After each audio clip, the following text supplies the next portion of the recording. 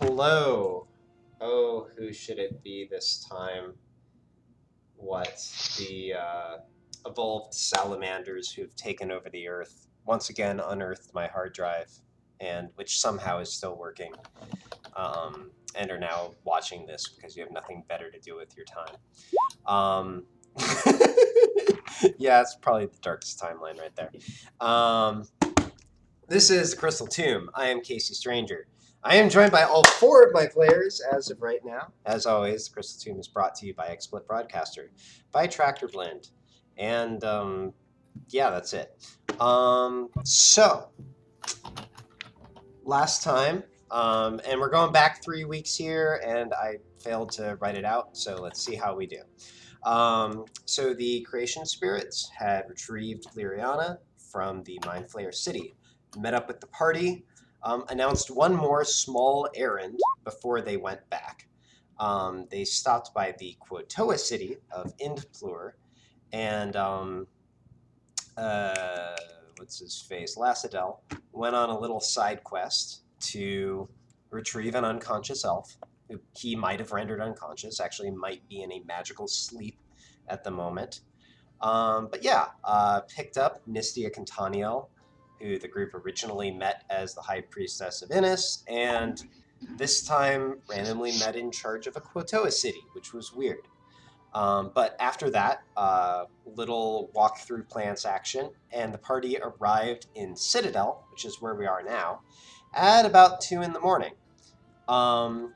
There was a bunch of just sort of interaction that occurred there. They wound up at the home of Muriel Fenris, so Fallon's grandmother, damaged by the demon attack, but still serviceable. What? So let me think here. Who was it? Yeah, Quizmiligus went on a little side quest, so stayed up and talked to the Creation Stones, who Lacidel let him in on sort of an educated guess, call it, that basically a number of the party members have had different beings sort of helping him out with various things. Sort of patron small p, if you will. Not like a warlock's patron, but just somebody assisting them. And he speculated that it might have actually been help arranged by Innis, the goddess of knowledge, for reasons that he couldn't exactly be sure of, but given the trouble they're in, or seemed to line up. Quizmiligus then took a little jaunt through the city, visited the tavern where he used to work. I know you had a brief exchange with your Book of Shadows. I forget what you asked it, actually. But I do know that it did sort of answer your question a little bit, and then it asked you if something was wrong, and you just sort of closed it, put it away for the moment, and moved on fairly shortly thereafter. So the party spent the night at Muriel's house. In the morning, they woke up and, gave Lyriana the big news that she had a ancient green dragon spirit in her, and they had to get it out. There was a little bit of explanation and a little bit of confusion, but Lyriana had sort of started to pick up on some things and actually went along with it. They did extract the spirit of the ancient green dragon, who actually, let me quickly look this up. Oh, you all right? Let me quickly look this up here. Sneezed mid-mute, or muted mid-sneeze. Scared the cats. Oh, gotcha. So, what? For what it's worth, here's the name of the dragon. Zykos. Very fantasy. Yeah. So that happened, and then after that, I believe it was, well, actually it might have been Lacidel. who said, let's get up to the castle and get you guys' reward for fighting off the demon army. I believe you'd all asked for some coats. So, although the creation spirit seemed The amused fucking coats. at what was going on there. So, we pick up as you. It's, I would say, like, considering how late you got in, you probably had sort of a late morning. But it's sort of like, probably 10 something in the morning. Oh, and I forgot, the creation spirits made you breakfast. Okay, anyways. So, yeah, we wake up as you're all, you make your way up to the castle, find your way to sort of the receiving gate. You're recognized and allowed inside the castle. Let me see here. And actually, oh, whoops, why am I... All right, so on my screen where I have my game, I just accidentally opened PowerPoint. What is this? Kind of make the presentation real quick. Yeah, exactly. Gotta be baller. There's paragraphs on the slides. No bullet points. So, just because it's a fun meme, I will say you recognize the guard who's appointed to sort of take you to the receiving hall to get your reward. This is the one, the only Braddock Greystone Quizmiligus. This is the same guy who let you through the gate last night. Colleen and Kane, it's the same guy you won money playing cards against way back in the day. So yeah, he looks at you and says, keep running into you guys. Well, welcome back. Want to play some cards? He looks at you and says, maybe later. Guides you down. Yes, kiss my face. I keep forgetting this. Sorry. Making face. Oh yeah, no worries. Guides you down a few hallways, and finally you're in sort of like a small foyer that adjoins the hallway that leads to the Great Hall. And you see sort of actually a slightly stereotypical sort of like bookkeeper, storekeeper kind of person. He's got blonde hair. He wears glasses. It's sort of long and it tapers down to the base of his neck. He looks up as you all enter and says, "Ah, yes, the ones who asked for the coats. Hold on just a moment." He looks down at the book in front of him, and then looks up and he says, something seems wrong here for three of you." And actually, he looks down. He says, "For a few of you, I can see clearly the items that are assigned to you, but there are 3 children who I don't recognize, and, well, the size that I have left down here seems rather out of scale." He was eaten by a dragon. He gives you a hard look for a moment. Give me deception. I'm ready, Casey. This deception check's gonna be out of this world. And if it's not, it's still gonna be like ridiculous high. Alright. He looks at you for a moment and then finally just sort of shrugs and says, shame. So who are your other companions? And at this, Kirill sort of waves her hand and says, "We're just along for the ride," and she sort of gestures to Lacidel and Cenarian. "The coats are for the rest of them." "Right." And he sort of looks towards Quizmiligus. "Who might you be?" Quiz gets a huge grin across his face and clears his throat. "Well, Oh boy.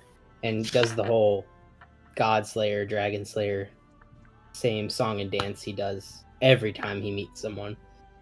I see. Just go ahead and give me performance just for the heck of it. And actually, advantage for this particular rigmarole, you're very practiced.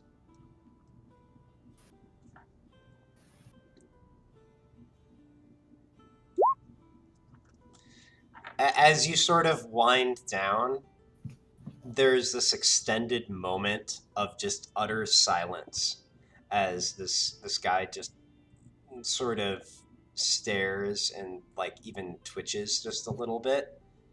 Then he says, "Oh, right then. Well, if 10% of what you said is true, then I can see." He looks down, he looks up, and he says, "Truth be told, while we were making these coats, we figured we should make a few more. I'm sure we can find something to fit you." And he says, "Give me just a moment." Was it one of these for the dwarf? Can't we just give him the dwarf? Well, Crook? Crook is still significantly larger than Quiz. Dwarf would be like at least Was he? 4 foot something, and Quiz is only 3 feet. And Oh yeah, I forgot. presumably- Strength was his dump stat. Or Strength was no, not his strength dump was his stat. highest. Everything else, his important ones were his dump stat, like wisdom and dexterity. Things that monks use. Hashtag unconventional monk builds. It was great though. Anyways, I almost disintegrated him too. That would have been great. Okay, so where was I? Yes, so he disappears behind a sort of little open frame, sort of like when the shoe salesman is going for a box of shoes they don't have out. So he comes back holding a few coats over his arm. Actually, they're reasonably thick, so he's fairly laden at this point. But he sort of walks across to each of you. He says, "Colleen," and he holds out what? So I forget exactly what you specified for these coats. I know they're matching jackets. I think I Maxis believe was the Fallon one who. was Maxis specified, quote unquote, and I have an exact quote that I wrote down from that night: "Full Metal Alchemist, but black." So if you can picture that, I'll let me I see. picture that. Mine's not how that. That's not how mine.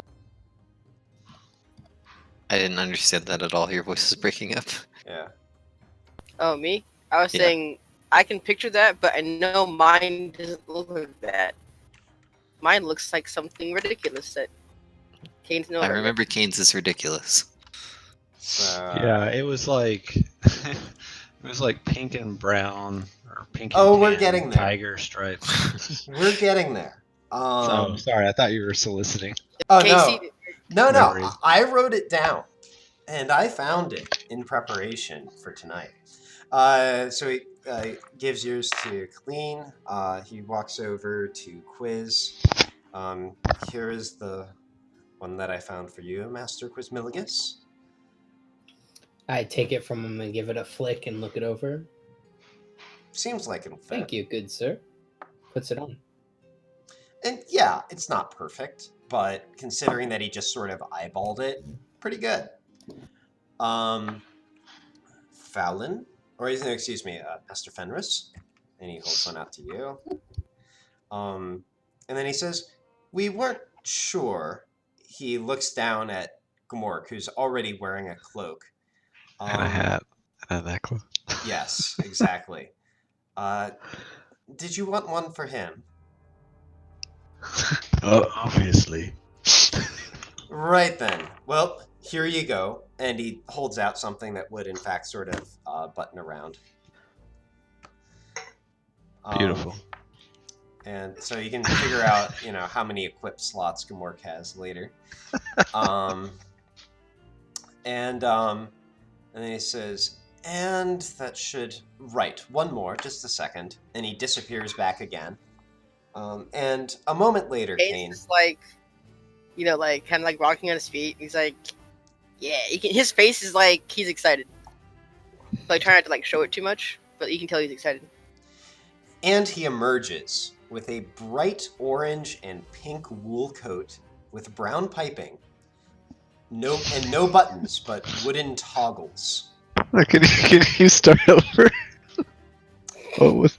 It is a bright orange and pink wool coat with brown piping and wooden toggles. Was it in a tiger stripe pattern, or am I making that up? That was not specified. We will say that it is sort of diagonal stripes. I thought. Okay. What is brown piping? Like, sort of around the cuffs and seams of it, it'll have like a little ridge of material. Okay. Yeah, like a tube running along the rim of anywhere where it makes Kane sense. kind of like stares at it. Fallon says. Looks at the guy. Fallon says, why didn't I just order another one of those? My God, Kane, it's beautiful. Okay. Can I insight check that statement? Sure. I can't. My picture's not uploading, and I'm upset by this. Insight.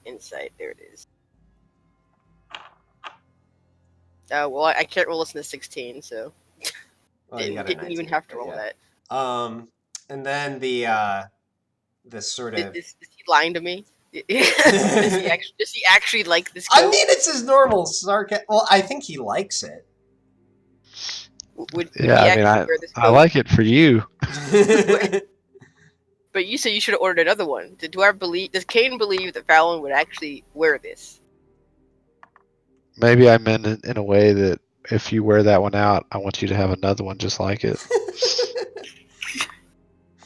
What's this? So, and he says, it is what your companions specified we should provide for you. I look at Fallon and Colleen, and then back at the guy. Which companion? He thinks for a moment and says, actually, I wasn't there when they asked. He looks across at Braddock, who's at the back of the room. Do you remember who it was? Braddock thinks for a moment, and he says, I think it was his idea, and he points at Fallon. I just look at Fallon. Oh, come on, it's a beautiful jacket. Quit acting like somebody put snow in your backpack. Or in your, sleeping bag. And, You commissioned a horrible coat to give back at me for the snow? And actually, the storekeeper shrugs and says, actually, that is a rather nice coat. I don't doubt the quality of the material. It is clearly well put together, but look at it. No, you don't even know. We had some enchanted fabric brought to the castle some time ago, and with consideration to the color and the pattern, that hasn't been used for a few centuries. But turns out it matched your companion's specifications, so congratulations. That's actually quite the valuable item you have there. Wait, I think it's quite fitting for you. magical, Kane. what does it do? I'm blue. Hopefully, None of this matches my face. Hopefully, it increases your presence so that it counteracts some of your stuff. What is it? What is this coat? You said magical fabric. Magic how? He says, well, the enchantment isn't perfect, but it might just turn a spell or two. You know, Kane normally is so good at blending in. It's finally time you stand out and share that stunning personality with everyone. I'll show you a stunning personality. Alright, so... Okay, Cade takes the coat. What slot does this take up, Casey? Alright, so this, you can wear this over your armor. It'll function, however, you couldn't wear your stealth cloak if you wore it. But my stealth. Okay, I mean, just because I can't roll less than a 25. right. However, if you wear it, then let me see here. Let's Sorry, I'm considering this is like a slightly weaker version of an item that's actually very powerful. So I'm trying to think exactly how it should work real quick. So, is mine the only magical one? Okay, so here is how this works. While you are wearing it, you have +1 on all saving throws against spells. And if you roll a natural 20 on your saving throw, then if it's a spell that targets you, then instead it will recoil and target the caster.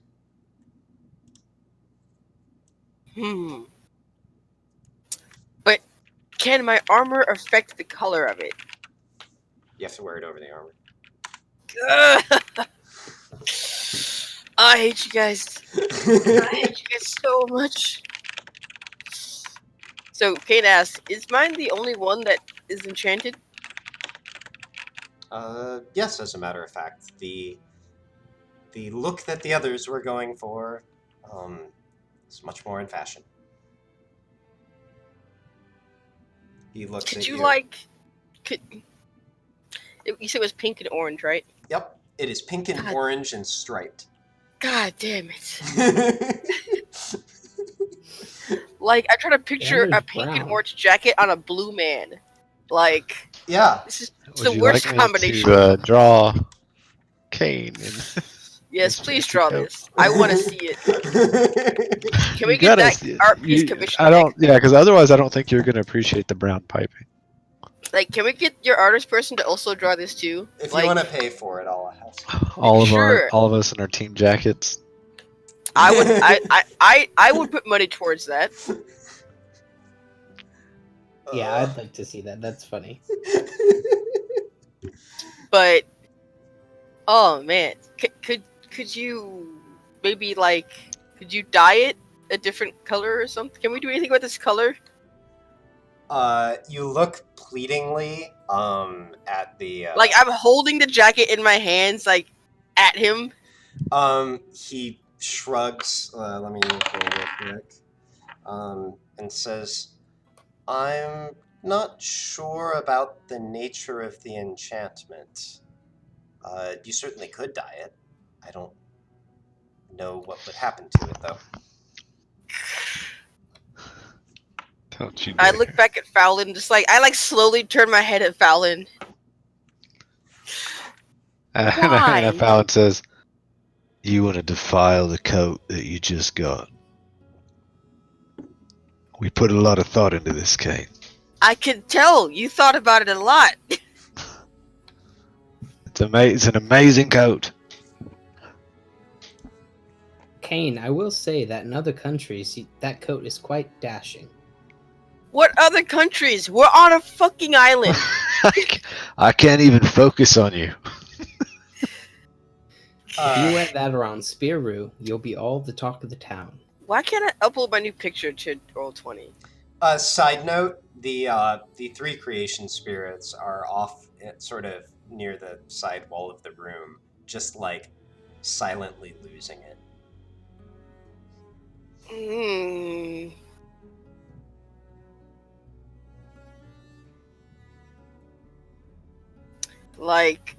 Okay, Kane just puts the coat in his bag. God, such a nice enchantment, but I gotta replace my stealth cloak with it, and the colors. I know. God. At this. Does it require attunement? Oh, that's an interesting question. Yeah, I think it would have to. Does the Cloak of Elvenkind require attunement? I don't think so on that one. I can double check. And I can't just wear it over the. I can't just put the Cloak of Elvenkind over it. No. Ah! Absolutely not. killing me, Casey.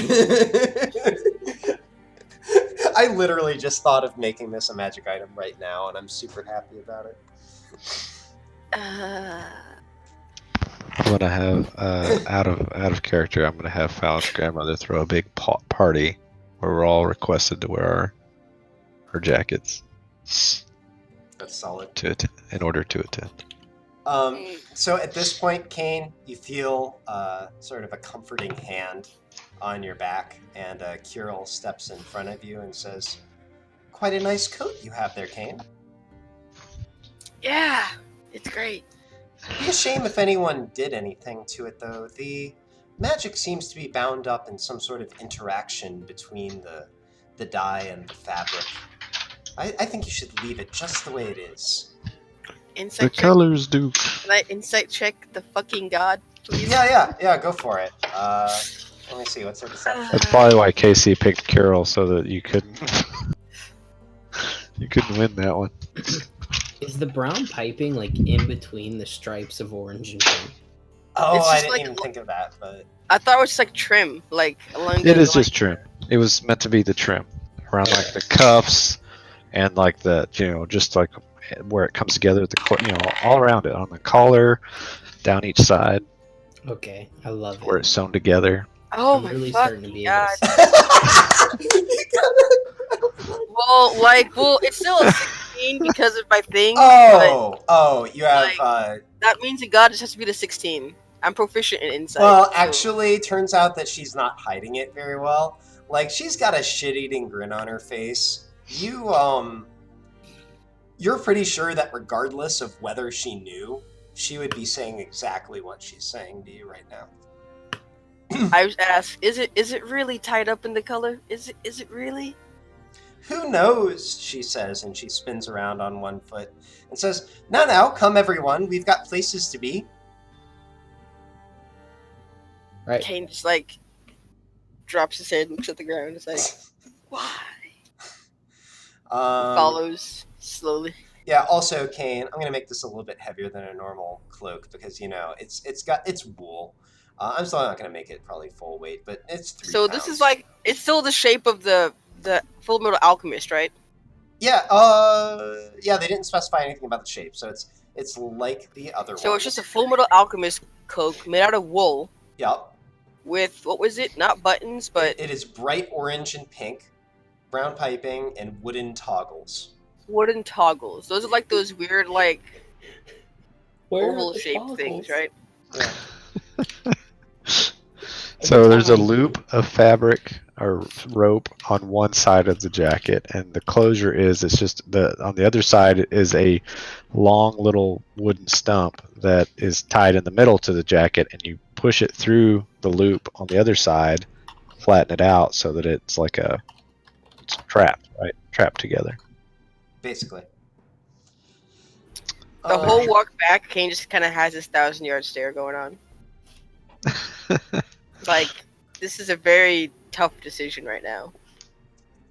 Tough decision. I like the image of Kane holding his really cool cloak that makes him sneaky, and this gaudy cloak has some benefit to it. It's like one of those '90s like track windsuit jackets or track jacket, Cause like, Yeah, Kane, did you Plus put it in the one- bag of holding, by the way? no, it's on me. Oh, I didn't Like, see it in your didn't tell me inventory. what to call it yet. Oh, What should I call it? And how much does it weigh? 3 pounds, and like, I don't know, kick-ass pink coat. Gaudy coat. Everyone else, I'll say 2 pounds for your coat. Cause they're not made of fucking wool. What's the season right now? Like, is it summer? Is it winter? How comfortable is this to even wear? I'll say it's like slightly cool. You could wear Slightly it. Oh what? my god, I love it. You could wear it. It'd be fine. Fallon is a wonderful character. I just hate, like, Kane's so upset because he was so looking forward to like what he thought these were going to look like. I swear we said it was supposed to be orange and pink tiger stripes. And then it was just have brown piping. I swear to God, that's what we said.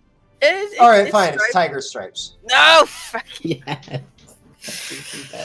Sorry, that's all I've been imagining since that day. Okay, all right. If you didn't say it, you intended to say it. So I'm pretty I sure we retcon did. If things not, all it's the in the time. chat. Yeah. I would, if I knew what Okay. episode, I'd go watch it just to try to prove myself right. So, which is the more dominant color? Because on tigers, like the stripes are black and then they're orange. Oh, that's a great So- question. Is it orange with pink stripes or pink with orange stripes? Exactly. I can't recall if we just. I don't think you decided on this, but it's a good question to ask because I need to know.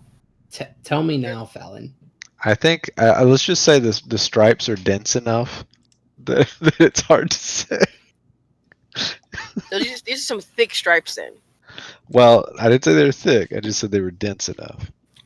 The Huh? spacing between them is They're very Oh. tightly spaced. tightly spaced tiger stripes. All right. It's lousy I with them. I It's need a rough lousy with draft tiger and a rough stripes. sketch. So at this point, as we're all leaving the castle, I just want to slip in something I forgot to say, which is I never called out last time that the party had brought an unconscious Nistia with them from the underground put in a magical sleep by Lacidel.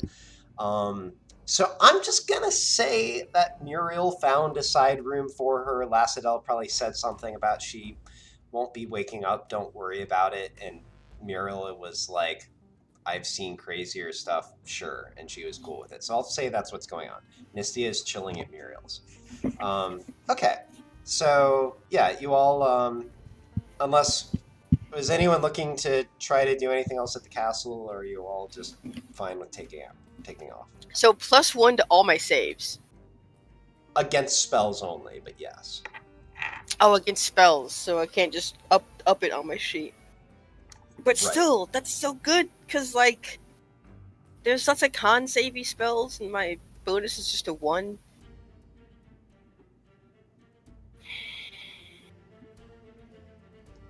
Or actually, you know what? Never mind. +1 on all saving throws. That's so good, And if it's KCA. specifically a spell and it's a nat 20, then it rebounds on the caster. So like, did you ever think you'd have a player saying they hate you for giving them a +1 saving throws? Nope, I love it. I hate you so Okay. much. Anyone looking to do anything at the castle? All right. So you all sort of make your way out of the castle.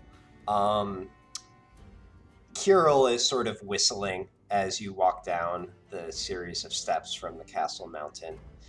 And as you reach the bottom, the creation stones have sort of moved out, or the creation spirits have sort of moved out ahead of all of you just a little bit. And as you reach the bottom, Kirill sort of almost pirouettes around, like probably the most like girlish motion, I guess, that you've seen her make, and sort of leans just a little bit and says, "So, my brothers and I were wondering if we could ask you a favor." As you all just leans into who? Just us, the group in general. Yeah, just everyone. Kane just kind of slowly turns his head. Yeah. Well, she sort of looks back and forth, sort of opens her mouth, closes it, and then Cenarian actually steps forward just a little bit and says, "Actually, it's been quite some time indeed, since we spent any time interacting with, mortals and whatnot. We think we have a little bit of time, and we were wondering if you might show us what you do for fun."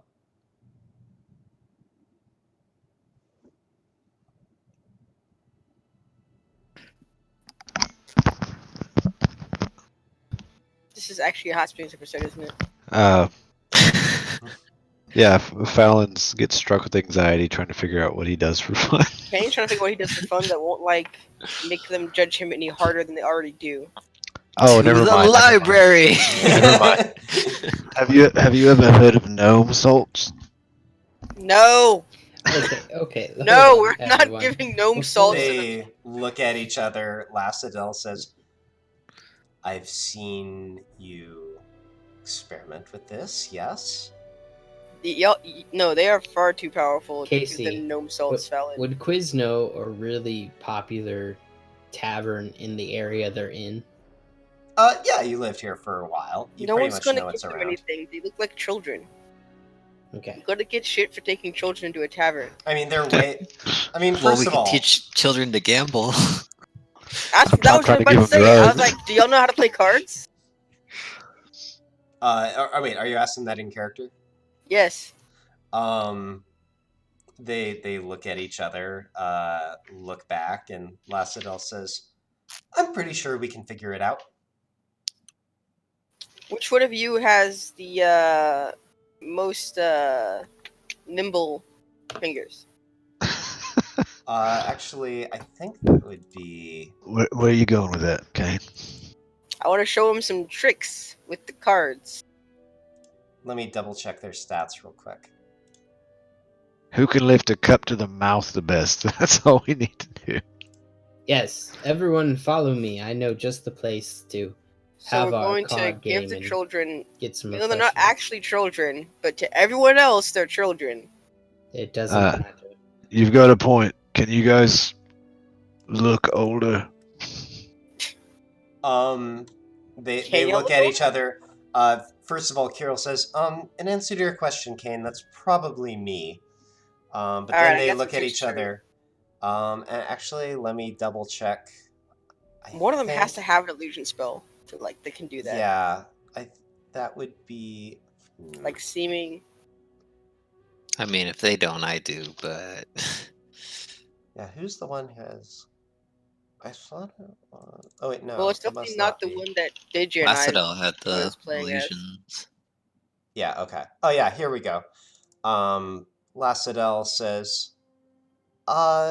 yeah, I could probably manage something. Why?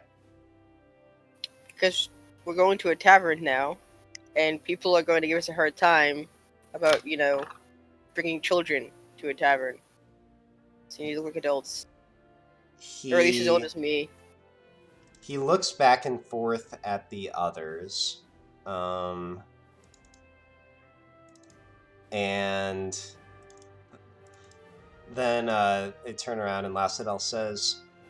Oh, actually, they sort of huddle for a moment. You hear them sort of whispering to each other.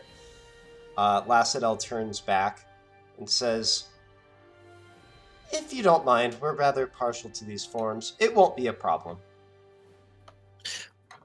All right, onward. I mean, We're going to argue with people that can make it rain like death.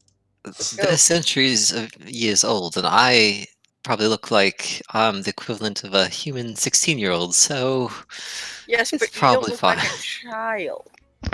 You also look wealthy. Yes. I don't know if I should be offended.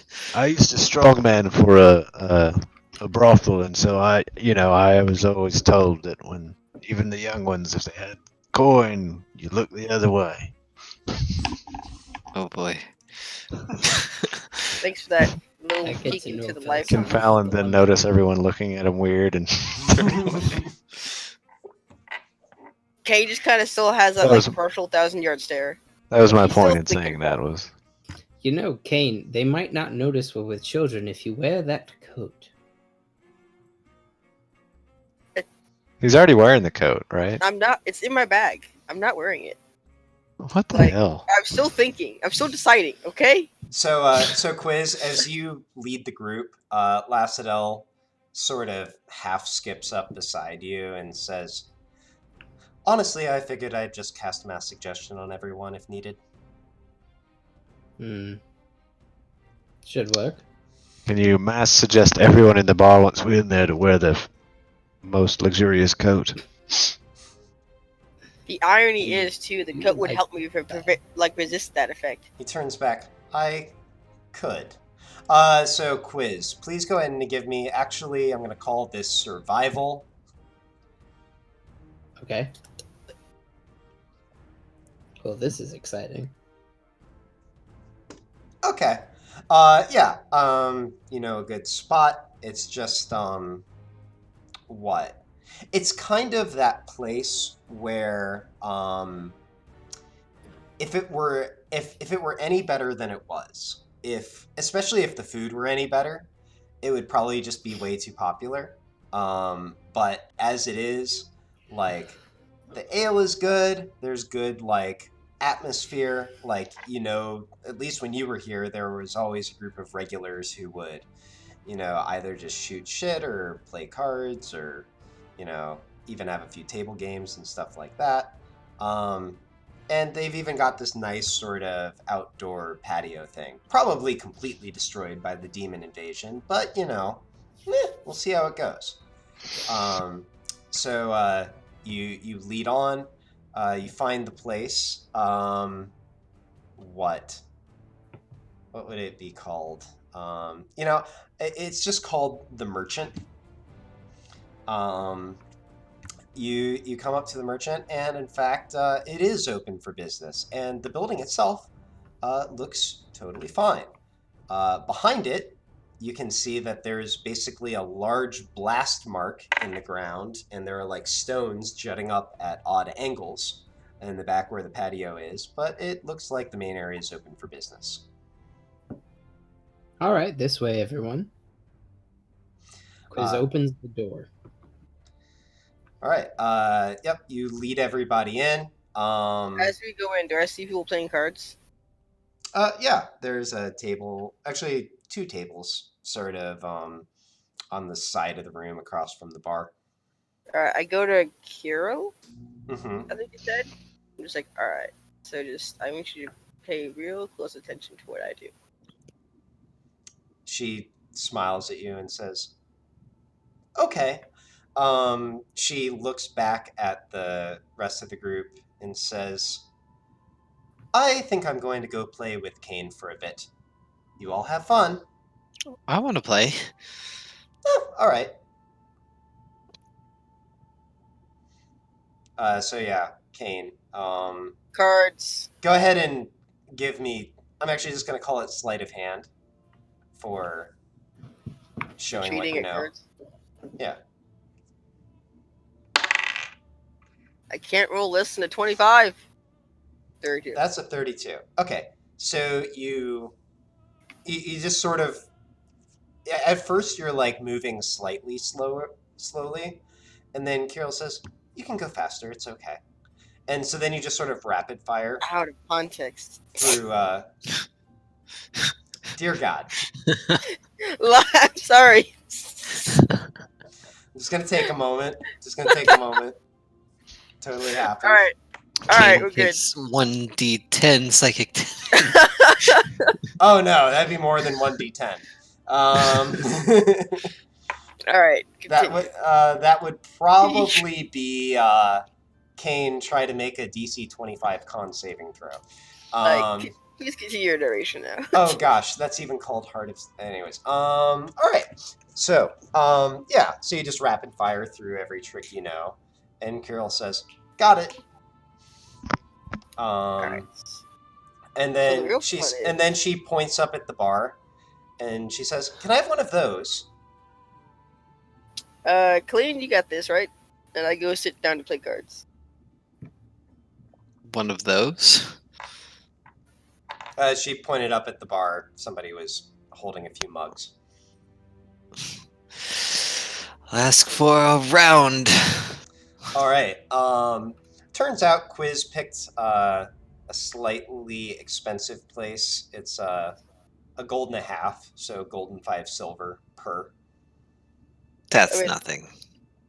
The last time I talked about what my armor looks like. Like doesn't look like armor. It looks like just regular clothes. So I currently have 8 gold. All right. You only have 8 gold. Don't. What kind of rich girl are you? I want to hear it. So you. Where did your gold go? I have to spend it on spells sometimes. Oh right. You make your way towards a table that has a few open seats at it.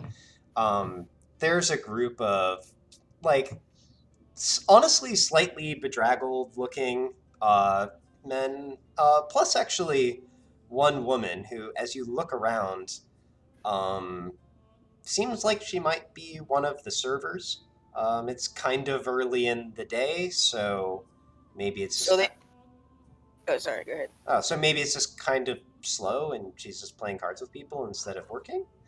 Question mark. Anyways, yeah, these folks are all sitting around. So it's like what, 3 men and the one woman. There's some open seats, and What's the buy-in? actually, Kirill skips ahead and says, "Mister, mind if we join your game?"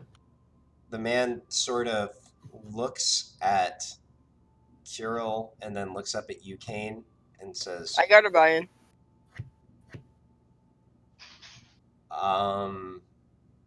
Right. He looks over again. He shrugs.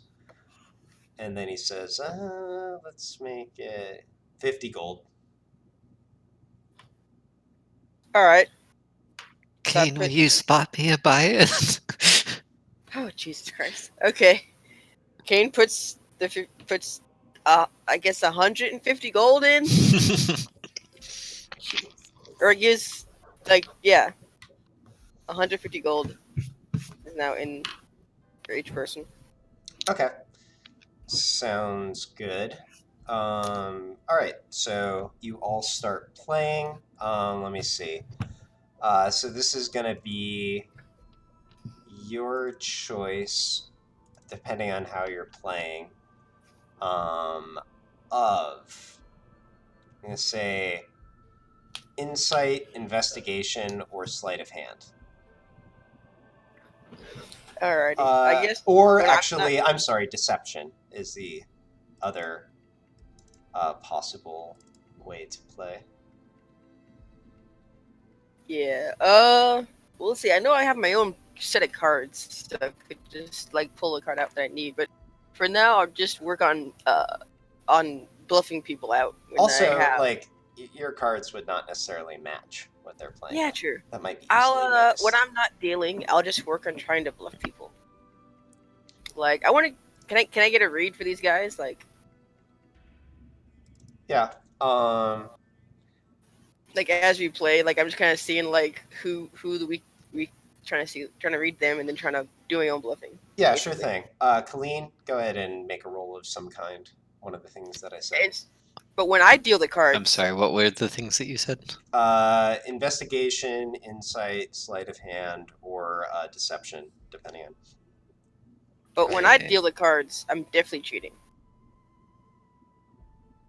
But not all the time. Just like maybe once or twice out of like a bunch of rounds. Mm-hmm. But for like big pots. Yeah. You said investigation, deception, sleight of hand. Insight. God, I'm terrible at all of those things. Yeah, that's why you lost against me last time. Even investigation, you're bad at. Yeah, I don't. So both those were less than 10. All right, Oh, well, investigation, I don't have anything in. I mean, that's just like, sort of playing fairly straight. Okay. So hold on, both those were less than 10. So my deception is actually 22, and my sleight of hand is 25. Okay, sounds good. Yeah. So you all play a few rounds. At first, you're just sort of feeling each other out, playing kind of slow. And then, Kane, you sort of sense the first opportunity as you deal. And you, let me see here. You set Curel up, actually, to have to borrow the traditional terminology, quite the river on this particular hand. But you watch as she misplays it, and as her face sort of becomes distraught, and she looks down. Oh, and she looks down at the sort of pile of money that she's already shoved in, and says, "This, I fold." And you watch as the rounds go on, and her pile of coins starts to dwindle until it's about half what it began at. Stop giving her good hands. But then go ahead and everybody roll again. Which one should I roll? Deception or sleight of hand? Whatever you want. Just pick one.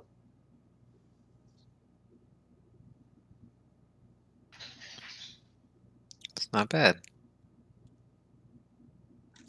All right, Not bad at all. I mean, pretty average, aggressively, for me. I mean, I also have a proficiency in playing card set. I could maybe do that.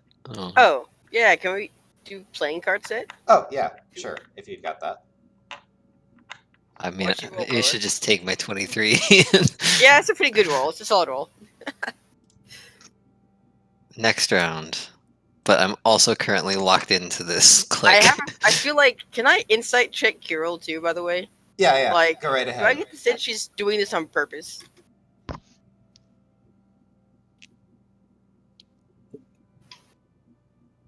You don't know if the others at the table have picked up on it yet, but she is absolutely, without you telling her to do so, going for the classic, oh no, I don't know what I'm doing ruse. I see. Okay. Cool. I don't... In my mind, I'm doing a head nod, but I don't actually do anything. Right, You right, lift an right. eyebrow. A quizzical I eyebrow. lift the eyebrow. I pull a teal, and I just kind of lift one eyebrow. If any of you Stargate fans out there. Yep. You know what I'm talking about. All right. So finally, though, we do eventually come around. You know, you keep playing a little more. Kate, you notice that Kirill is drawing a lot of the attention to herself, and actually, Colleen's stack has been sort of steadily growing this entire time. And you look down as you get quite the hand from Kirill's deal as well.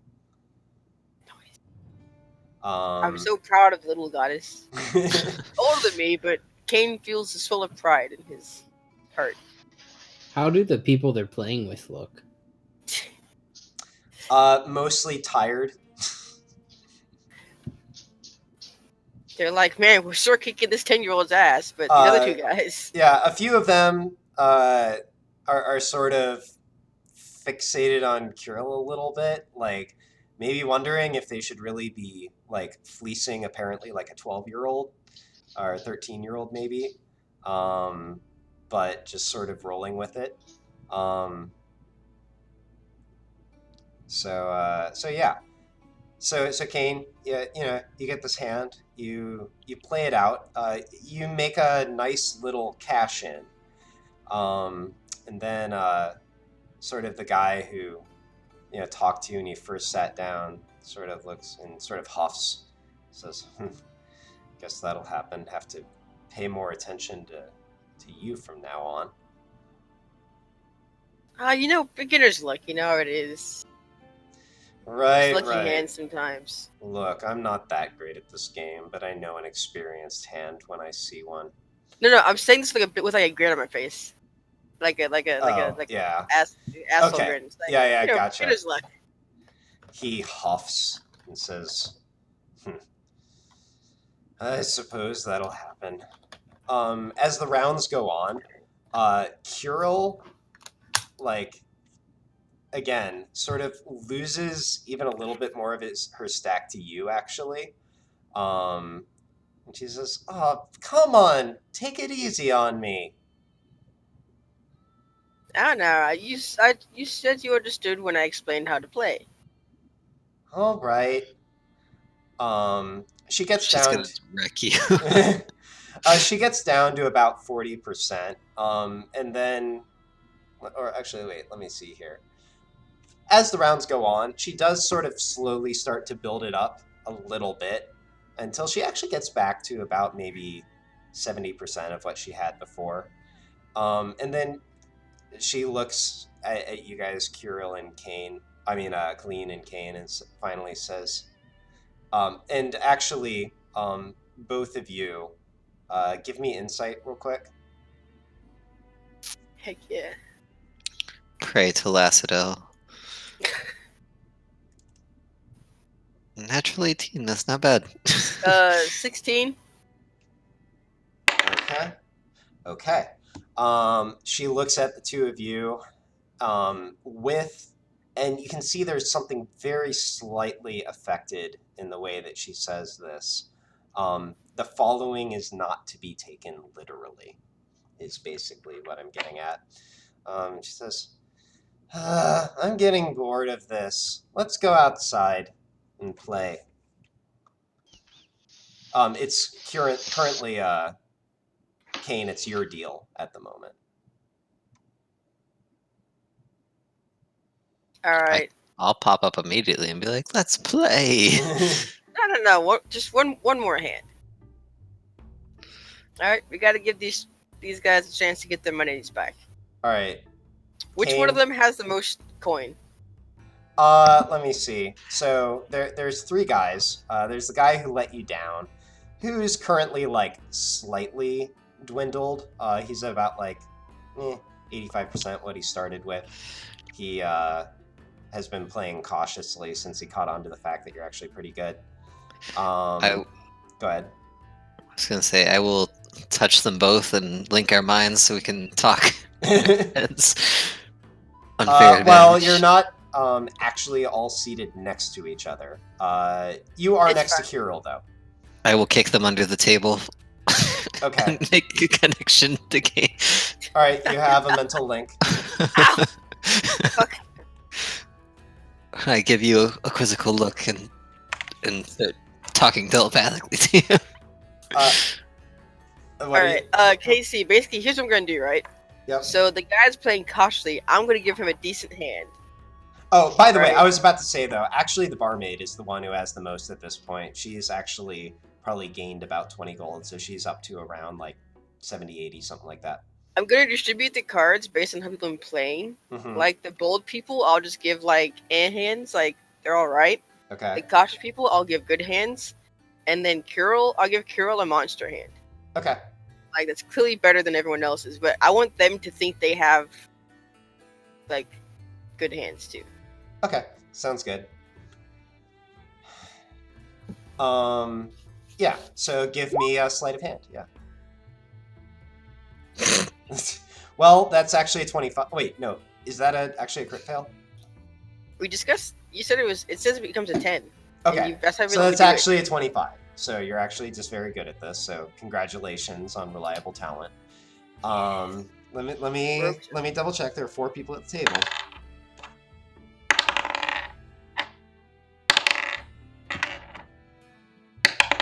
I mean, either way, it's gonna be a great time. All right.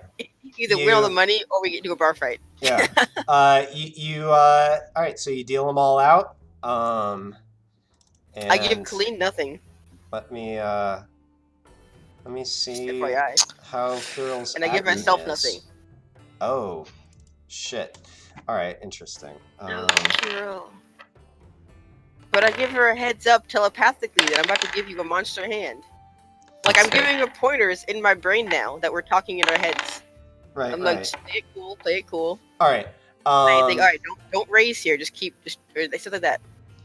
Right. Okay. So, you go around, and Stop smiling. well, so actually, what's happening is she's like, just kind of acting sort of bored. So she does actually shove a few chips in, before the flop, and you notice the barmaid, who actually has the largest stack.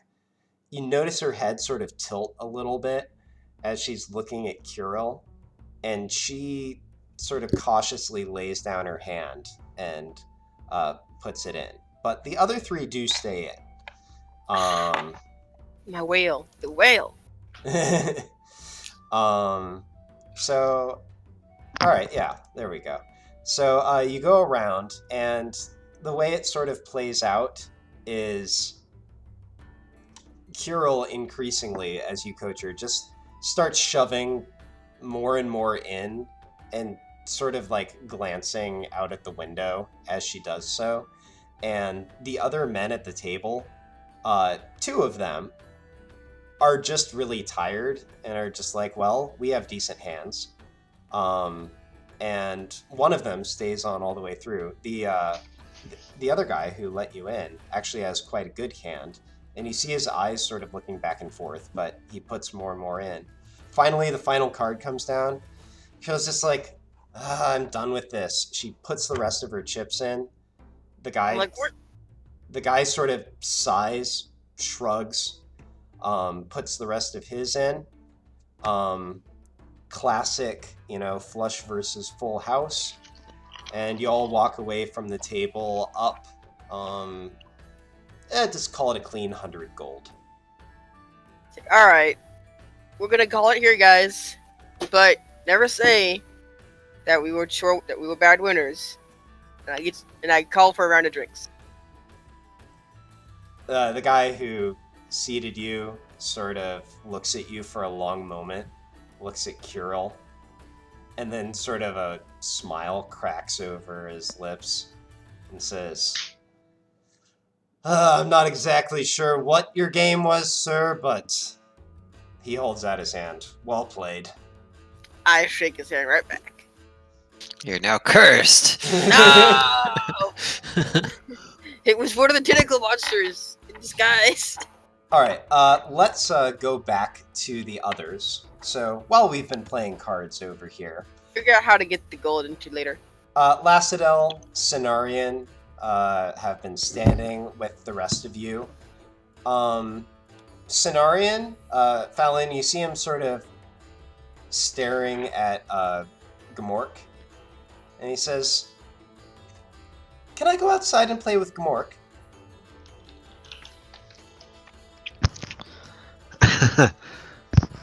I mean, did you ask him? I'm sorry, where are my manners? He turns around and he actually bows to Gamork, and he says, Gamork, may the two of us go outside and enjoy ourselves?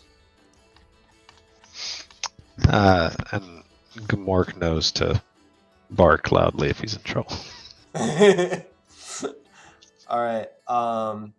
Cenarian wanders up towards the bar, and he says, do you have steak?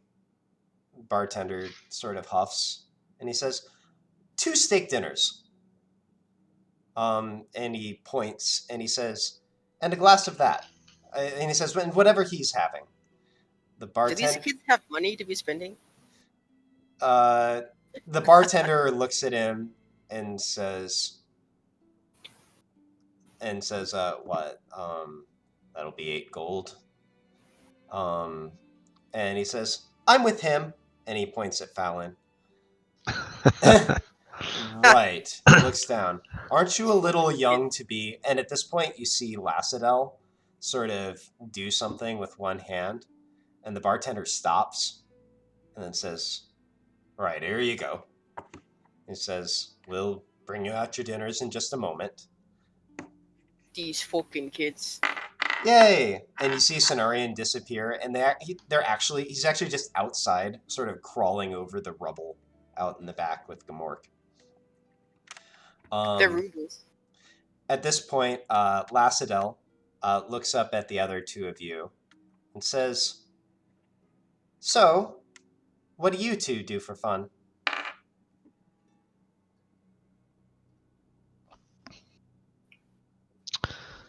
I assume I'm one of those two, right? Mm-hmm.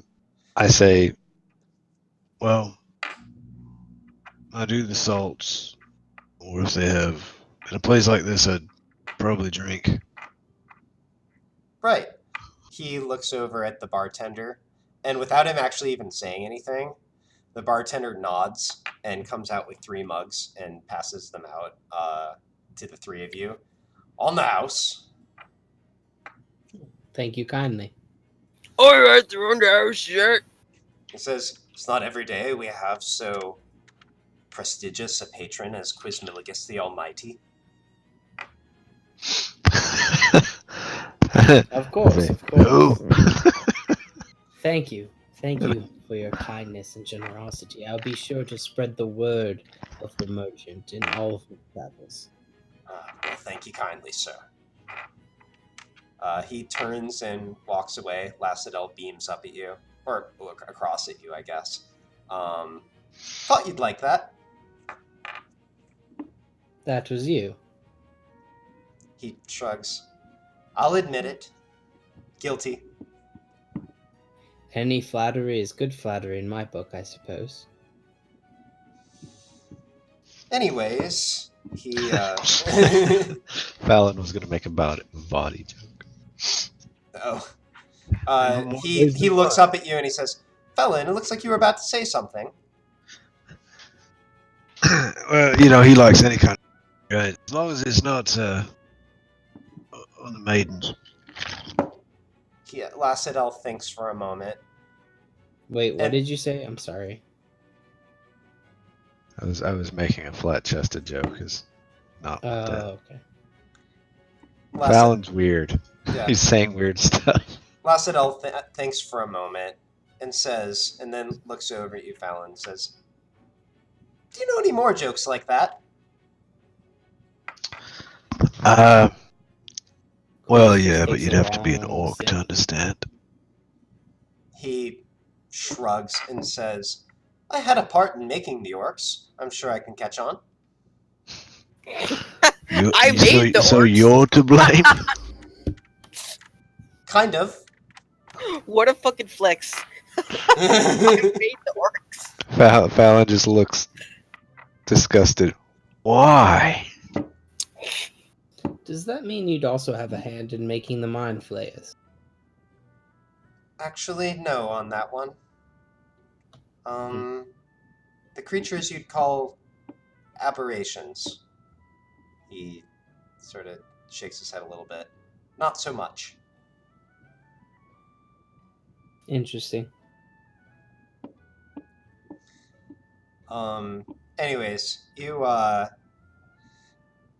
sort of go back to a table, and Lacidel just sort of peppers you with questions. Can I smoke some regular tobacco and use my magic pipe to those Absolutely. creatures? What do you make? I make dancing snakes. Solid. Is this a Gandalf kind of thing? Yeah, he has a pipe of smoke monsters. That's Yeah, it was a gift from somebody, because I got him a nice gift out of the kindness of their hearts. I'm gonna be such a dick right now. Is that true? Is that where it came from? Yeah, that's where it came from. Yeah, Kane got gifts for everyone. Pipe of. Oh, that's right, because you felt so guilty about something.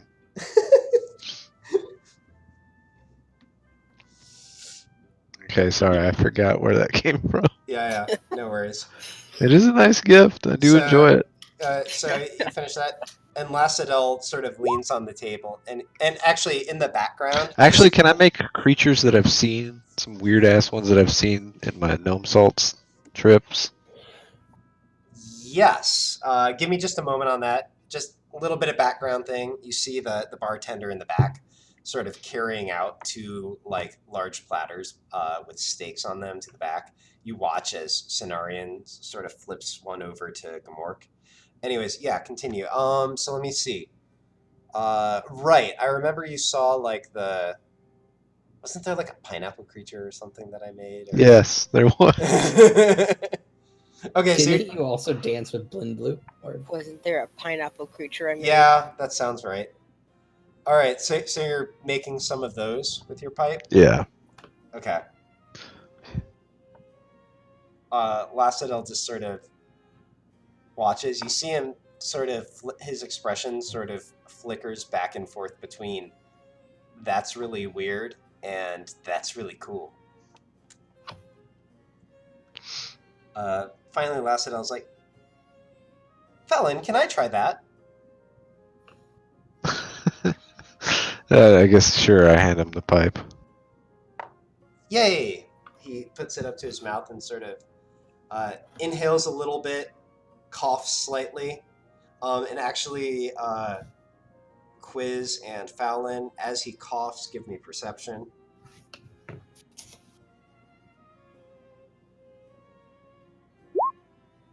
Nope. All right. God damn it. He coughs a little bit, and you're like, oh, I guess he hasn't actually smoked despite being that old. But he gets the hang of it quickly, and you see him sort of, work it just a little bit, if you will. And let me see.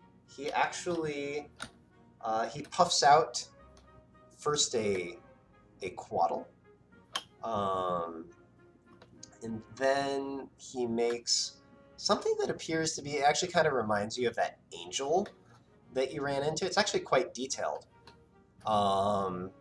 He's like, oh, this is pretty amusing.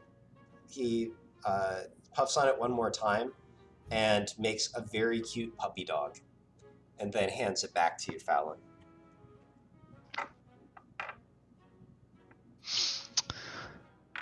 Okay. And then he looks over at you, Quizmilligus, and he's like, so, I've heard so many of your stories at this point. He looks at you.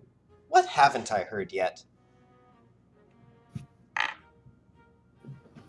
Tell him about the hamster ball. You're not there. Oh, he wasn't there. Oh, I thought Well, I was talking to you. Sorry, my bad. I misheard Oh. who was being spoken to. What sort of story would you like to hear? He thinks for a moment, and then he looks it back at you and says, what's the thing that you're proudest of in all the world? He's sorry.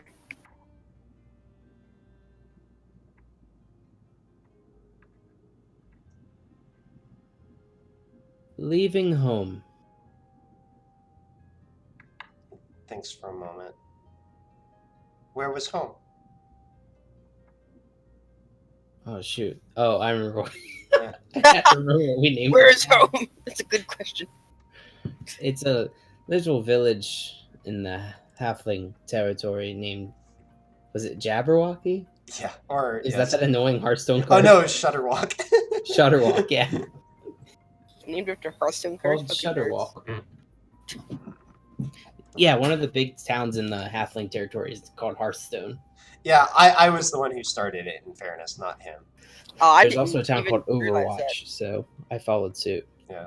I just thought they were good town names. I'm like, oh well, I'll go in, I'll meme on just this once. Just this once, master. Yeah. Go and then, all out. Then he thinks, do not many people leave your hometown? No, it tends to be the farming sort. They're comfortable in their little hovels and huts, and your family's there. It's comfortable, it's easy, and should you choose it, your life is designed for you. That was never something I wanted. It's hard to be Quizmilligus the Almighty in such a small place. He thinks for a moment. Says, I don't see why not. They're big. That's a good one. That's a good one. He laughs. And he says, Is that a short joke? Sorry. yeah. He says, I suppose. He thinks for a moment. When you left, did you know what you wanted to do, or did you just want out? It's a deep question. Truthfully, I wanted to leave. I wanted an opportunity to, and Quiz looks over at Fallon, grow as a person. He thinks for a moment again, and then says, well, I don't know if it was quite the shape you were thinking, but seems like you found it. I certainly found something. He smiles. Time wears on as you spend your time here. Finally, it gets to what looks to be a little past noon. Kane, you, Colleen, and Kirill sort of wander back to the other table, winnings in tow.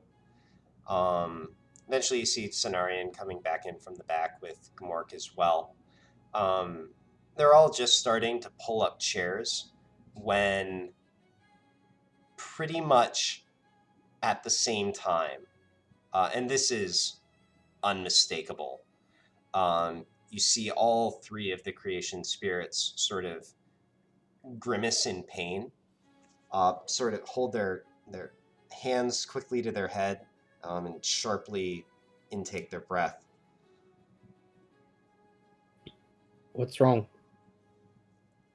Kirill says, I think it's time we get going. Go where? Lassadel sort of waves to the bartender. Thank you for your service. The bartender says, much obliged. You all sort of make your way out, and Kirill says, that was an indulgence. She looks back at the rest of you and says, I should... And there's a pause, and there's almost a sound like, what? Like that noise when you're watching a video and your computer freezes, or like the sound of a skipping CD, or something like that. And again, it's unmistakable, you all notice it, but it's only for the briefest instant. You don't really have time to consciously process it before Kirill's back to what she was saying. And I forget where I was in the sentence. She says, we'll explain as we walk, but we have to get going. All right. Did anyone miss the important part of that sentence? No. Anyone else? I don't remember if there was an important part. Other Wait, than that. In character? Are you saying as an in character? Like, what do you mean? Yeah, I'm looking at the group and saying, did anyone hear the skip, essentially? Oh, no. They just kind of made a weird noise. We should see what's up. Make sure they don't explode. Lassadel, you were muted for part of what you were saying, for lack of a better word. He says, right. He looks at the others. We'll explain that. Just come on. And they start walking rather quickly back towards Muriel's, and then you see Lassell sort of look up at Kirill, who's just sort of leading the group and striding determinedly forward. So Lassell looks back at the rest of you and says, we weren't sure how much time we had, and there were a lot of mind flayers in that city, so we decided to take charge. He looks up at you all and says, look, remember how Cenarian said... Actually, he looks down at Cenarian. You're better at explaining this than me. Cenarian shakes his head and says, right. Remember how I talked about the gods and how they're so powerful, but they have restrictions on what they can do? Yes. Yep. We're kind of the same. For the gods, there are some things that they simply cannot do.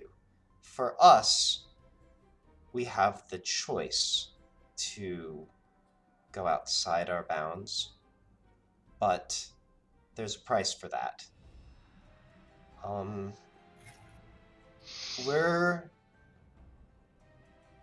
think the best word for it is fading. Like dying?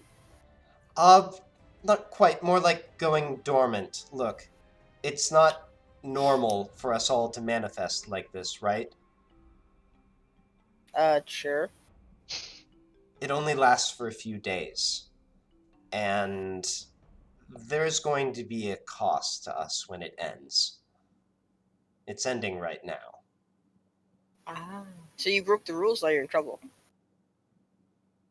More or less. I get that. Well, then we should hurry. Exactly. You make your way back to Muriel's house. Kirill knocks on the door. Basil opens it, and Kirill says, "We need to speak with Muriel." Right. I'll have to wake her up from her nap. She'll understand. Right. Sure. Make haste. Basil, you all sort of come into the front room. Basil disappears back to actually one of the bedrooms. You hear the sound of something being thrown against a wall, and watch as Basil sort of steps out of the room. And you hear him sort of muttering to himself. "She'll understand," she said. "Just go get her," she said. And then he comes back to the front. "She'll be right out." Eventually, in a moment, Muriel comes back out. "Welcome back. What can I do for you?" Kirill says, "We need the unconscious girl." Right. All right. She points. "You can go get her yourself. She's right back there." "Excellent, thank you. And may we make use of your garden?" Absolutely. "Perfect, thank you." She nods. Can we have somebody help carry Nistia? You notice at this point that Liriana seems to have disappeared off somewhere.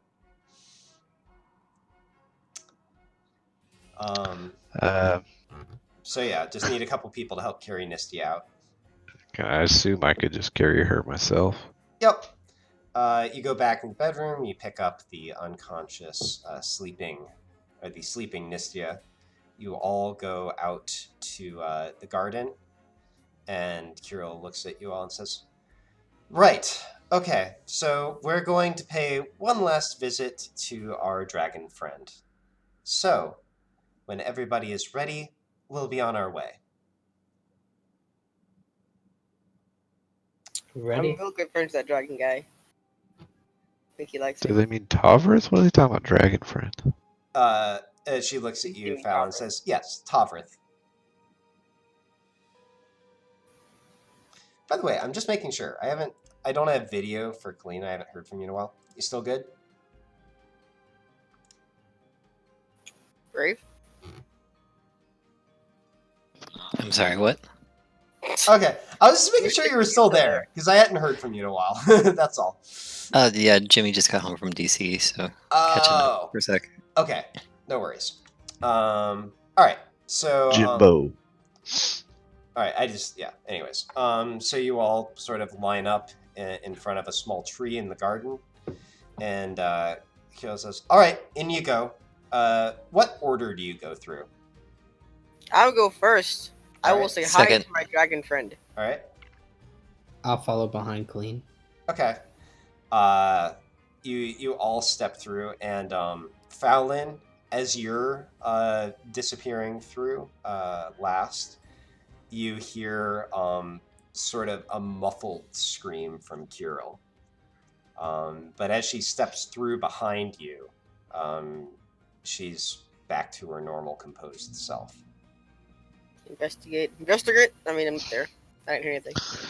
Can't metagame. Does fading hurt a lot? She looks up at you and says, "A little."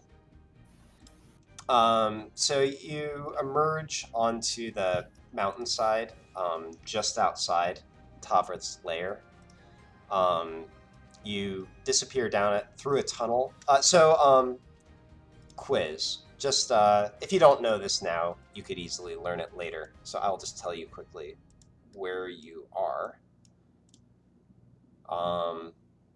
You have currently gone all the way down here. You're near the top of this big mountain in the middle of Strict Forest. And you could easily learn on the way that basically there is an ancient gold dragon who lives in a cave at the on the inside of this mountain, who the party met before. He even gave them some things. He previously, on the one hand, helped free them from the influence of Blindploop over their brain. On the other hand, he was kind of involved in the situation that, like, not his intention, but he was involved in the situation that got Innes knocked out of commission and eventually got Innes's avatar captured. Last time the party found him, he was sick, actually, and basically said that, he didn't know many stories of dragons dying of old age, but that he thought that was what was happening. Okay, so you make your way down the tunnel into the heart of the mountain. As you do, I want another round of perception checks from everybody.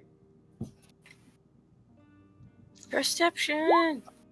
You do eventually emerge, actually through a waterfall and into the central chamber of Tavrith's lair.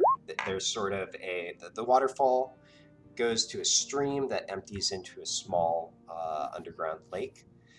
The entire chamber is filled with glowing gemstones that light it up. Although, those of you who were here before, you wonder if the light isn't just a little bit dimmer than last time you were here before.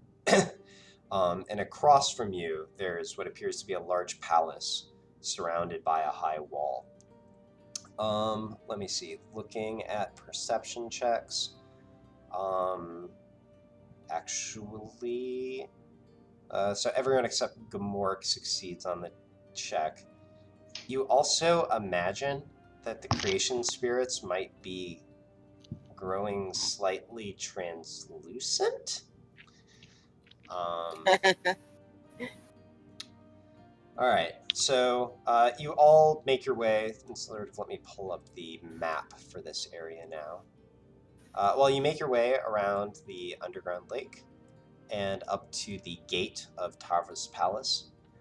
This is the door is actually closed at the moment, and you're looking at about a 20-foot high wall. Oh, and I'm realizing I never got rid of all of these tokens from last time. Can I knock on the door? Well, you can, but Kirill strides ahead of you and actually just makes an opening in the wall. Yeah, that works too. All right. So actually, let me just. I've got all the character tokens right here, so I can just pop them on the map real quick.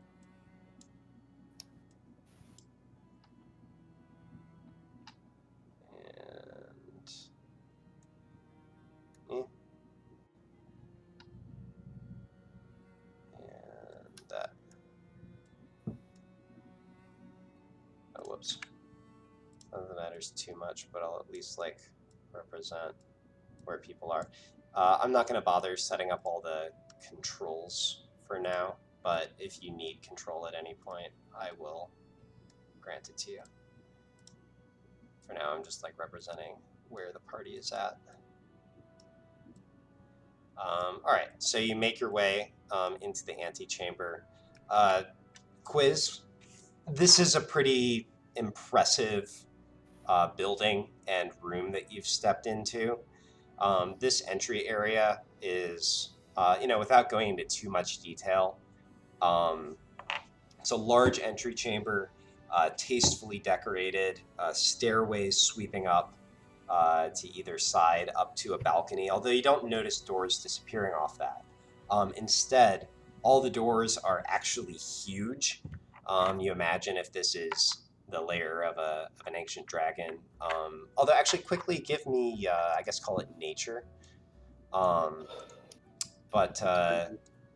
imagine if it's the lair of a dragon, they would be sized for a dragon to be able to move through them. And I guess even on 12. Gold dragons are also shapeshifters, though, so you see like different elements of it appear to be sized for Tavrith to be able to move around in either form, basically. But yeah, you go straight down the hallway, and you actually see the vault door, the door to this back vault, hanging open a little bit. Kirill sort of pauses for a moment and looks back at the other two. Lassadel looks over at her and says, "I think we have a little time." He looks up at the others and says, "We're not really here to see Tavrith, but if you want, we can say hello to him one more time." I'm gonna go say hi to Tavrith. Yeah, that would be the courteous thing to do. My dragon bro. You all step in, and you step into the vault. You see the dragon surrounded by a variety of treasures. I mean, there's the usual just gold and gems, but there are also weapons, objects, artwork, instruments. Actually, Quizmilligus, you'd notice a decent arrangement of instruments over on one side. The gold dragon himself sleeps with labored breathing, actually sort of rattling just a little bit, and doesn't stir as you enter. You cut out a little bit there? Oh, I said he doesn't stir as you enter. And Cenarion sort of pauses and just says in a low voice, "It's not often that a dragon dies a natural death."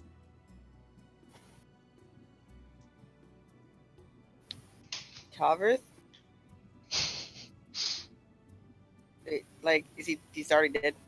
No, he's clearly breathing, Okay, but Tavrith? clearly not. Kane's kind of Good. walks up and, like, puts his hand on Tavrith. Okay. Hey, buddy. Actually, does this apply? If this is how Yeah, Kane dies, so- I'm totally down for it. Yeah. So as you do that, I'd be okay with this death. you feel the weight of the dragon sort of. Yeah, I imagine like you're sort of putting your hand just above his front leg. Yeah, You, just whatever, I guess, is closest in a straight Yeah. line to the door. So so you put your hand there. His head is sort of turned towards you. You feel him stir slightly, and one eye opens just a little bit, and you see the pupil and the iris sort of move just a little bit and seem to focus on you.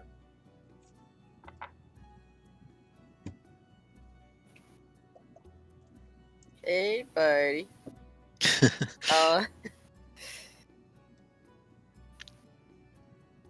We got some more of those dragon spirits.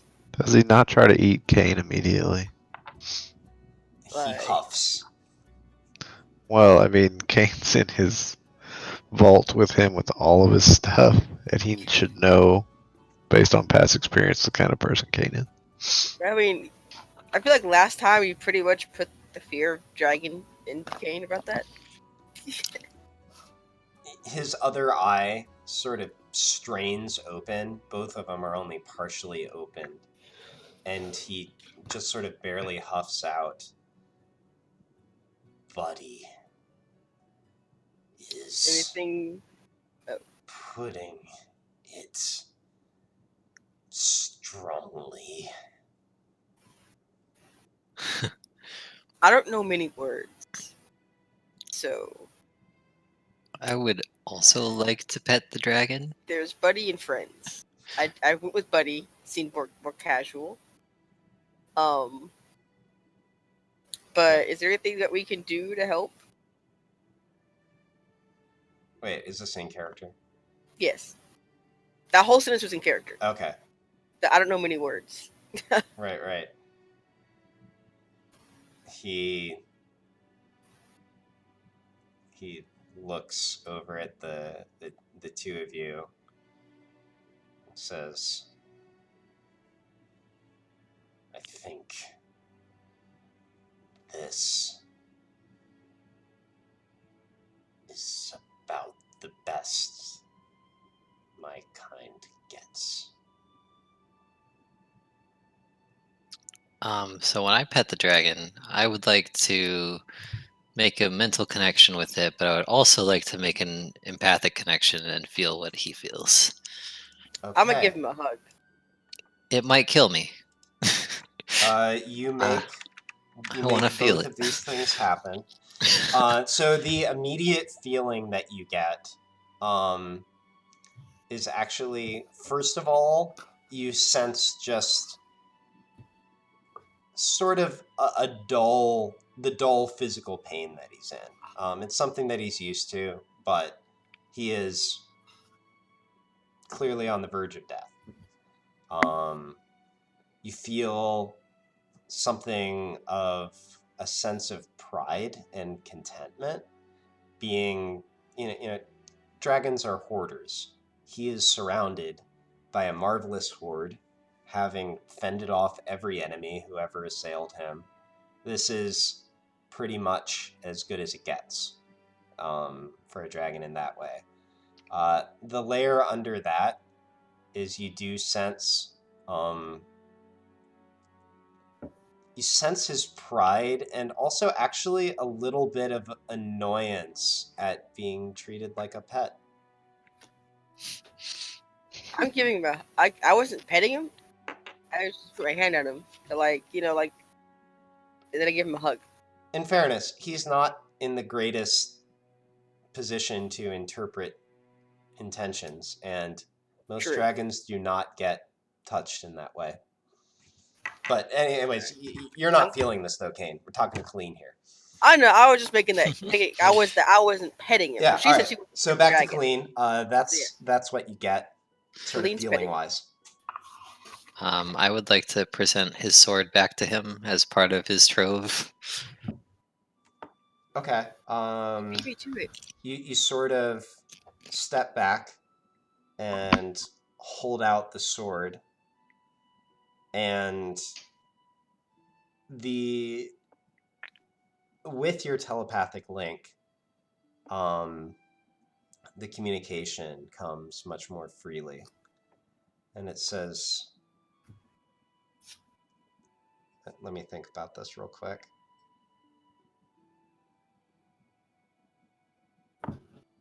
It is well of you to offer this, but a gift freely given should not be rescinded. Take it. It rightly belongs to you, though. It feel like it should be with you at this time. I have many treasures, and as I am a dragon, I do feel each one. And then he pauses for a moment and says, as much as it was freely given to you, if you freely offer it in return, then I shall accept. I will offer it back, and I will ask him, is there anything I can... Hold on just a moment. It goes over there. And you suddenly become aware of a very specific position where that sword belongs. Sort of on a Sword's pile probably heavier than a mage hand can move it. I mean, it's only like 2 pounds. Pound and a Okay, half, I'll even. mage hand it over to the spot. Okay. But Is there anything I could do to make this easier for you? I believe I can feel that you have chosen this, but it is possible that I could extend your life force. He thinks for a moment and says, "To what end?" That is for you to decide. It is your life and your energy. If you wish to remain, I can maybe help with you. He thinks for a moment. Give me persuasion. You're good at that, right? Generally. Oh wow, you are good at that. Okay. What? What are He you bad thinks at then? for a moment and then says, "The mission that the goddess gave you and the one that I requested of you, are you still committed to both?" We are. We have all the stones. We're almost with the dragons. We have most of the vestiges. You suddenly become aware of another very specific position within the vault. It's actually it's sort of hidden beneath some behind some tapestries, but there's actually a shelf that you become aware is filled with spell scrolls, and you become aware of 3 that he wishes you to retrieve. You're not sure exactly what they are yet. Can I mage hand them all over? Sure, you can do that one by one. As you receive the first one and look at it, you realize that it's a scroll of dispel magic. Um, if you transcribed it, you would just learn dispel magic. However, using the scroll in its like scroll mode would allow you to cast the spell at 9th level. Wow. Wow. Um, Wow. and then you hear Tavrith in your mind. My kind do not feel guilt. But if there was one thing I could amend, it would be what befell the goddess in my house. Unfortunately, I can't turn back that clock, but we can make sure something like that never happens to anybody again. What I am saying is that I would assist you in this. How do you mean?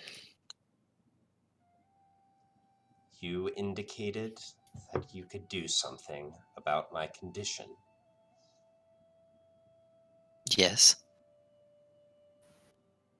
I'm sure there's some way I could be of help. Okay, well, I can give it a go. I will allow it.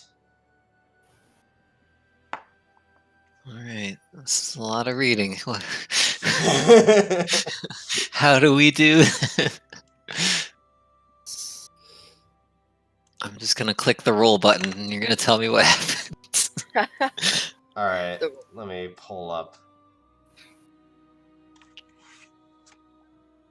Let me see here. So, just All right. for the record, this is all in their heads, right? Maybe I should Yep. clarify Cool. with him how long, how far back he would like to go.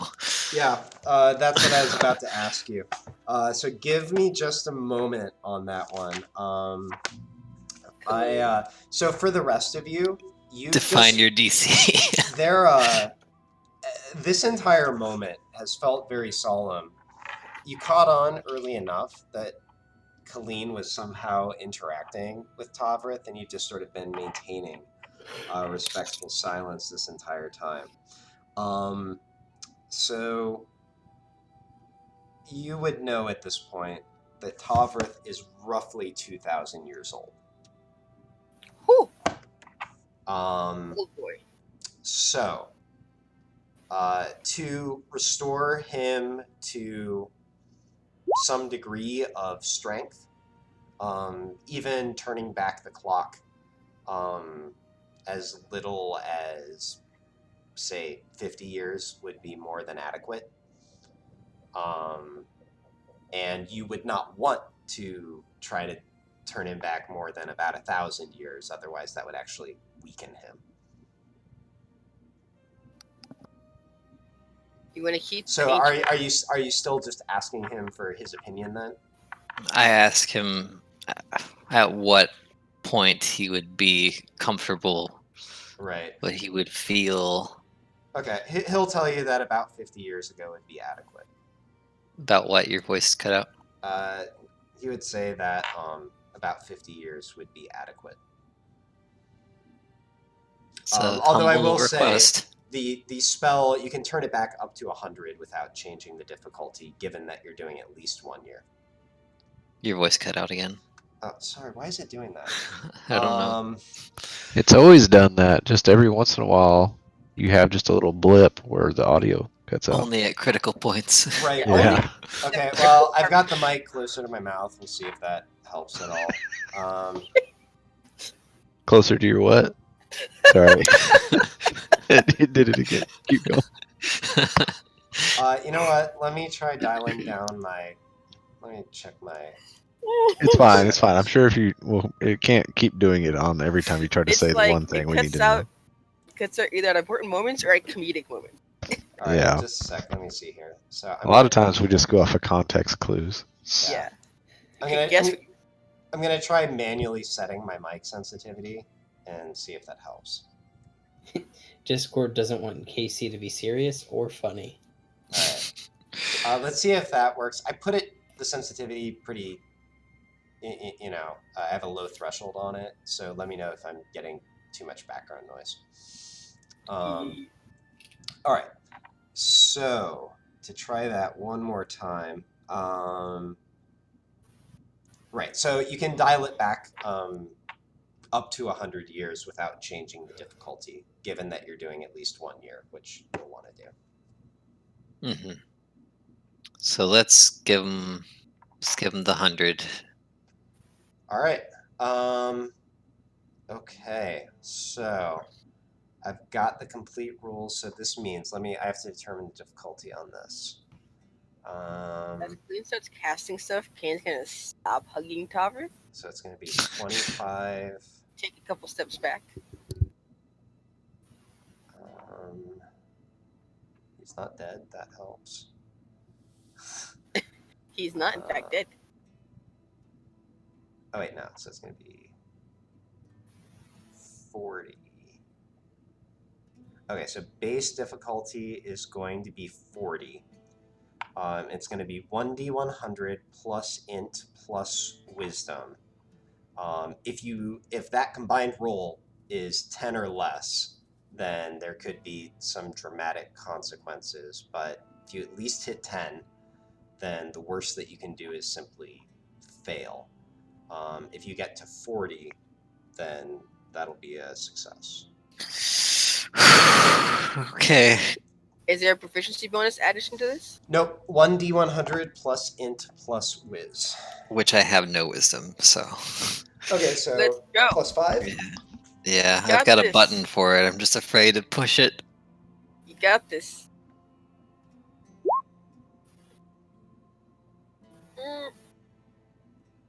Okay. It's not super far under. All right. So, you slip into your meditation.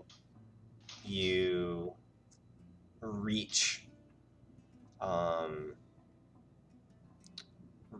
for Tovrith's life essence, and you sense it feels like a fortress, but one that's more massive than anything that you've ever seen in true life.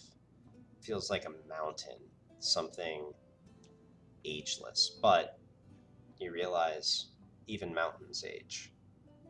And this one, in fact, is crumbling. You reach for it and try to pull all the pieces back together again, and the weight of it, the sheer magical energy of this thing is too much for you to wrap your mind around. You do stubbornly, sort of as you feel him slipping away from you, you reach through sheer force and just try to push him together again, just as an act of sheer will. And then you fall over exhausted onto the floor. So 2 levels of exhaustion. I would like to try again, but I would Hold like on to a ask sec. the creation stones. Hold on a sec. You fall over onto the floor, suddenly intensely weary. But you sort of, and you can sort of hear the sound of people sort of starting to move towards you and then stopping. And you strain to open your eyes. And then you feel as one of the massive claws of the golden dragon pulls you up to your feet. You had started to brace yourself to use the ability again. But the dragon says, "It's okay.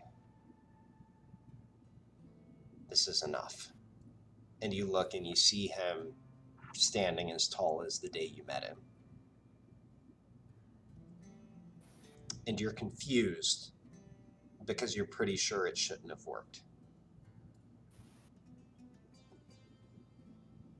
I mean, I've only used it 2 or 3 times. I don't understand it super well, but I just start weeping. Tired weeping. Yes. He looks at you and says, I still feel the age upon me, Colleen, but this is enough for me to help. So I will go ahead and let you know, because subsequent conversation would reveal this. What you've in fact done is you've restored him by 1 year. So if you think of when you met him, he was still in pretty good shape at that time. Like, we've had less than a year total in the entire campaign. So he will deteriorate, but he'll be strong for some months. Cast it again. I would do it if you let me. It'd be dramatic as hell, and I'd take 4 levels of exhaustion. It'd be great. You can. I mean, this is the point where you're allowed to interact again. If you want to insist on that, you absolutely can.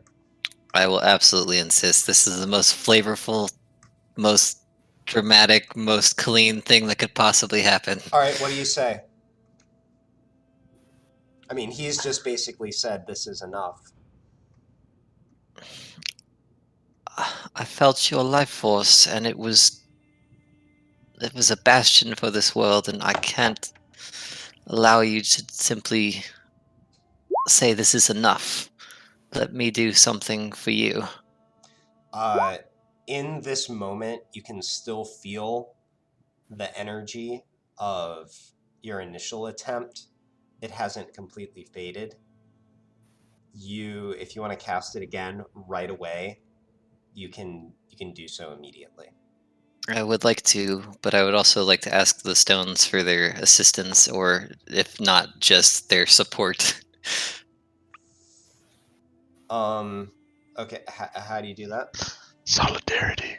Yeah, hold my hands, children. We are the world.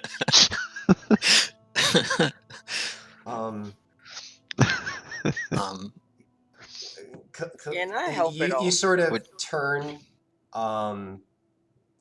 back towards where they stand, and in a rare moment, you see what appears to be compassion on Kyril's face, which just kind of seems weird, actually. Compassion. But you see her sort of smile weakly, and her shoulders drop, and she walks over to you, and she holds up your arm. And I want you to roll the ability again, increased by 20. Got a blanket now. Whew. All right. So I did realize I actually calculated difficulty too low the first time. Although, actually, wait, you're still okay. So you feel the energy coursing through your arm. You sort of descend back into that meditation and see the same vision as before. And you feel yourself almost too weak to even make the attempt, but you feel two giant arms, actually. And somehow you know that they're Kyril's, and that doesn't make sense with your normal, like, mental image of her. But they guide your hands, and you touch on just the right places. And you force everything back together. And she guides you gracefully out of this effort. And when It's you like the stand there pottery looking at her- scene in Yeah, go Way ahead. to make light of this. And you feel actually no more exhausted than you were before. Well, actually, wait a minute. No, I take that back. You do, for a moment, you feel actually really, really good. And you know that everything worked just the way you intended. And then you collapse in a heap on the ground, 4 levels of exhaustion. I'll take it. Though the thing says if you succeed by greater than 30, you do it without exhaustion. I don't know what the increased DC was. I made up a rule, and the increased DC was 50. And I know I'm screwing with things on the fly here, but It's dramatic. It's fine. I accept added a little bit for it being a repeat attempt. Yeah, that's fine. So I will absolutely take that. cool. So yeah, I don't remember what 4 levels of exhaustion does. But... Me either. I've never experienced it. But let me just, for everyone's enlightenment, remind everyone what 4 levels of exhaustion actually does do. So it's gonna be start making some death saving throws. Yeah, I probably can't move. Oh, It's I like- got it pulled up, Casey. You want to hear? Yeah, go for it. So first level is disadvantage in ability checks. Second level is speed halved. Third level is disadvantage on attack rolls and saving throws. And fourth level is hit point maximum halved. So congratulations, all these speed things halved, together, right? speed halved, HP halved, and you have Disadvantage. disadvantage on everything. So yeah, Rounded up or down? Down. it would be down. Just make sure you note your original ACs, your original HP somewhere, because that you'll get that back pretty quick, presumably. I just marked 32 under temporary hit points. Gotcha. At level 5, your speed reduces to 0. Oh, so you're just tracking your current HP under temporary HP, basically? Yeah. Okay, makes sense. All right. So at this point, the rest of you watch on as the gold dragon stands up looking, for lack of a better word, awe-inspiring. And you listen as he, or actually, no, he just sort of stands solemnly over Colleen as she, again, just sort of collapses. Colleen looks like shit.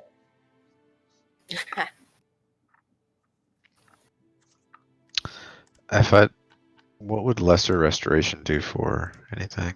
Not for this situation, I don't think.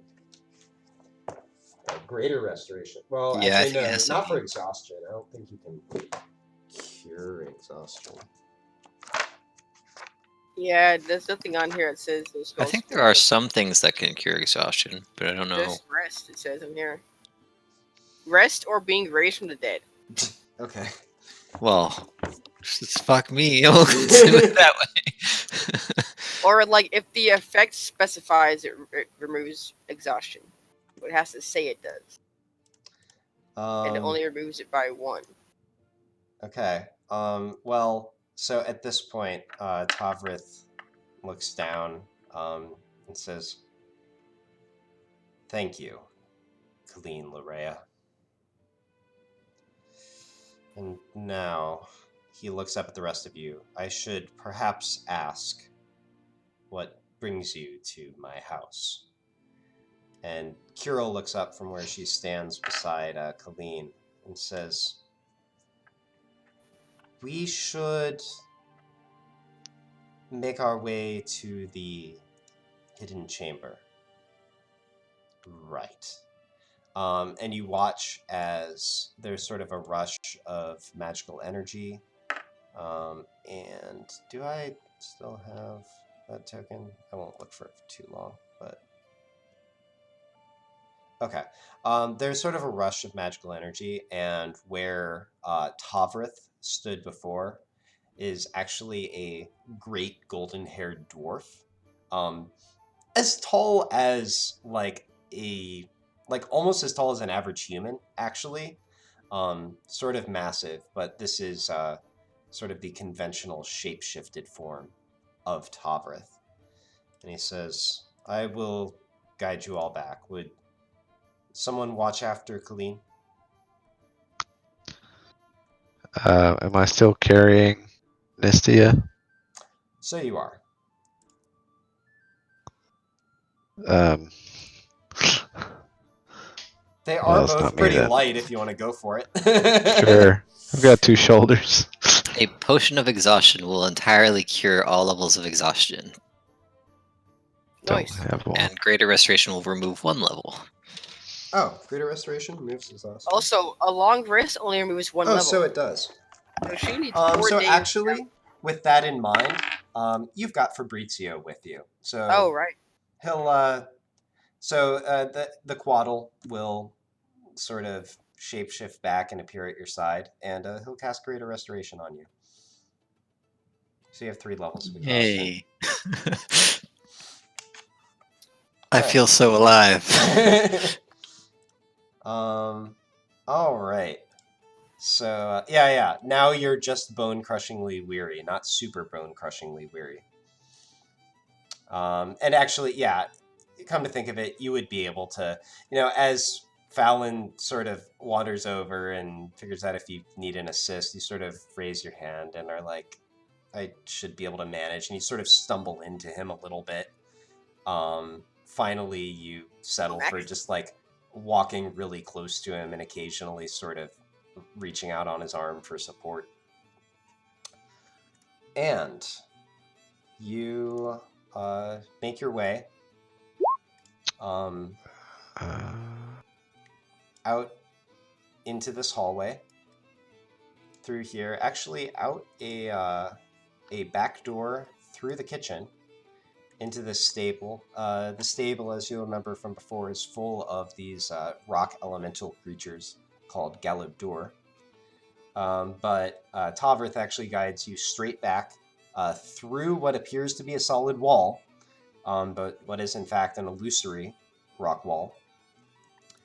You go down a tunnel for perhaps about,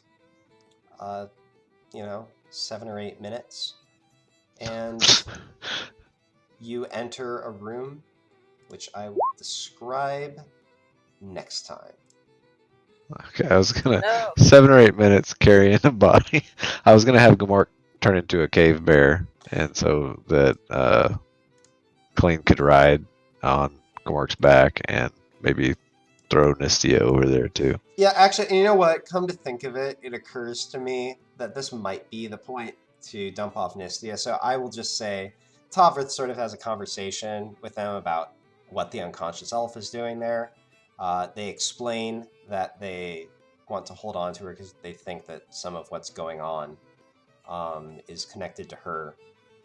So, what? I guess Tovrith will, not want to put her in this chamber because he thinks it's bad luck at this point. But he will put her in this guest chamber that you walk by on your way out, and you'll just leave her there. So, congratulations, Fallon. You're not toting an unconscious self anymore. Yay.